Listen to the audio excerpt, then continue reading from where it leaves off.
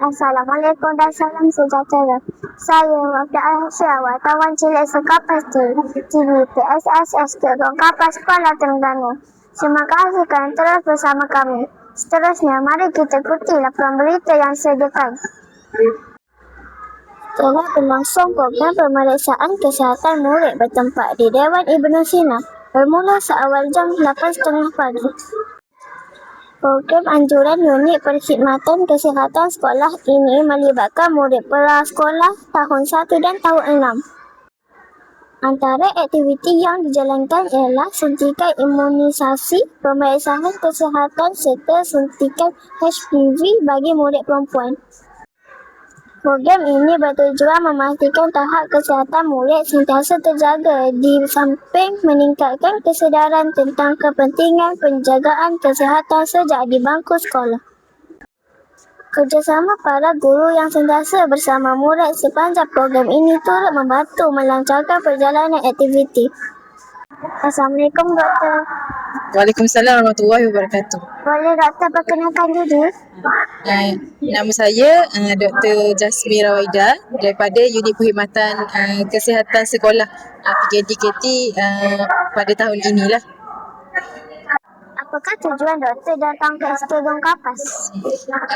Pada hari ini, saya daripada unit sekolah mengadakan lawatan suntikan kepada tahun 1, murid tahun 1 untuk suntikan DT iaitu difteria dan tetanus. Juga untuk tahun 6 lah, pemeriksaan RME berkala yang kita akan cek saringan skoliosis. Ini adalah rutin harian di unit sekolah lah untuk melihat daripada sekolah rendah untuk tahun 1 dan juga tahun 6. Terima kasih, Doktor. Sama-sama.